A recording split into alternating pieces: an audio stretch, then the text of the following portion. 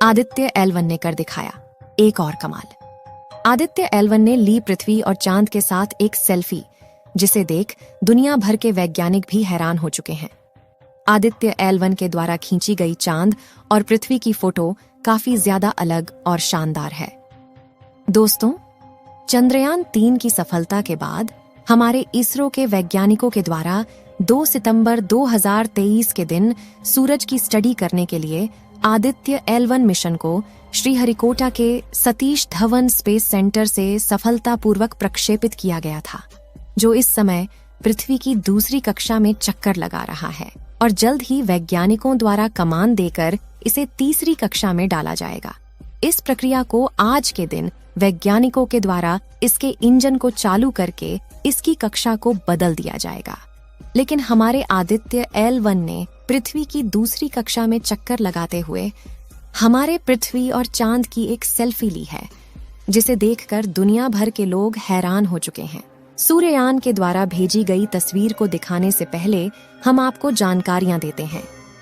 Aditya L1 को सूरज से कुछ दूरी पर स्थित, यानी पृथ्वी से 15 लाख किलोमीटर की दूरी पर स्थित बिंदु पर जाकर सूरज की स्टडी करना है।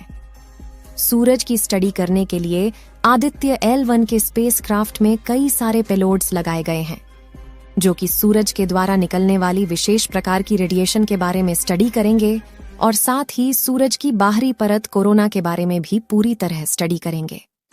हमारे ब्रह्मांड के जन्मदाता सूरज के भी कई रहस्य आज भी छुपे हुए हैं।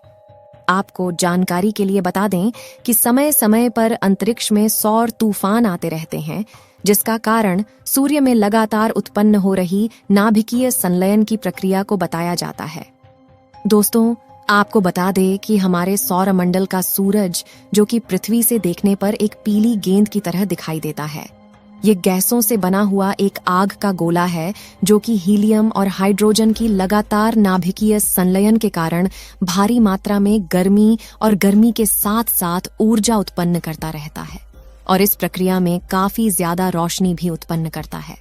आपको जानकर हैरानी होगी कि इसका गुरुत्वाकर्षण बल पृथ्वी के मुकाबले 27 गुना ज्यादा है और हमारे सौरमंडल में उपस्थित नवग्रह में से पृथ्वी एक ऐसा ग्रह है जिस पर इस समय जीवन उपस्थित है।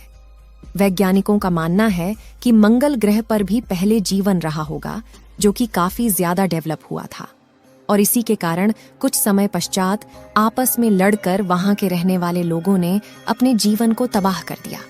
मंगल ग्रह पर पानी पाए जाने की भी उम्मीद है और मंगल ग्रह पर भूतकाल के समय में नदियां और पहाड़ हुआ करते थे, जिसका पता नासा के एक रोवर ने लगाया है, जो कि पिछले 10 सालों से मंगल ग्रह की धरती पर घूमकर वहां की जानकारी इकट्ठा करके अमेरिका की स्पेस एजेंसी नासा के पास भेज रहा है। आगे की जानकारी देने से पहले हम आपको उस तस्वीर को दिखाते हैं, जो कि हमारे आदित्य सूर्ययान ने सेल्फी के माध्यम से खींचा है। इस समय जो तस्वीर आप लोग अपने मोबाइल फोन की स्क्रीन पर देख पा रहे हैं, यह तस्वीर आदित्य सूर्ययान के हाई रेजोल्यूशन कैमरों ने कैप्चर किया है।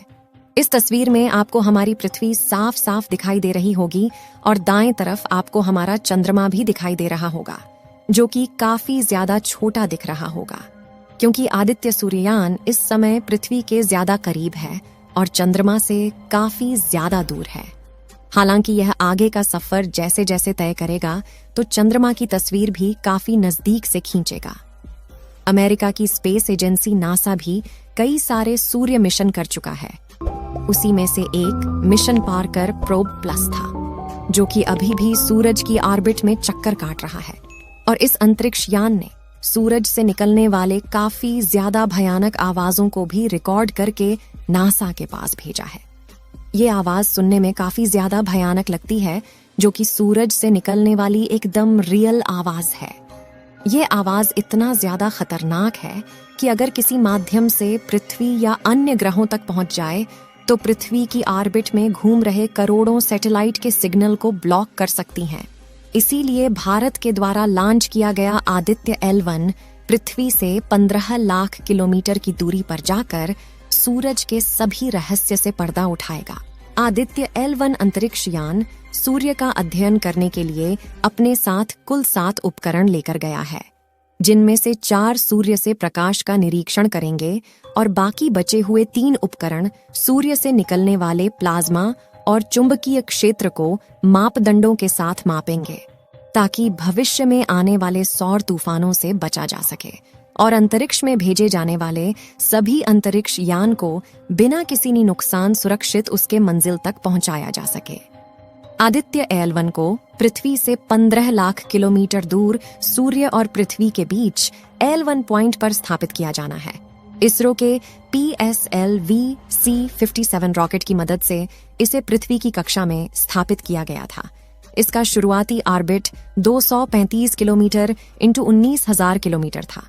ये इसरो के अब तक के सबसे लंबे मिशनों में से एक रहा है। आदित्य सूर्ययान को लैग्रेंजियन पॉइंट तक पहुंचने में 125 दिन लगेंगे।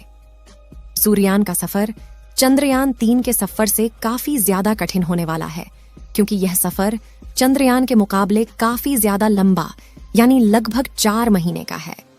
इस बीच वैज्ञानिकों को लगातार आदित्य पर नजर गड़ाए रखना होगा और बिना किसी चूक और विसंगत के समय अनुसार उसकी कक्षा को भी बदलना होगा। आदित्य सूर्ययान को 16 दिन पृथ्वी की कक्षा में ही चक्कर काटना है।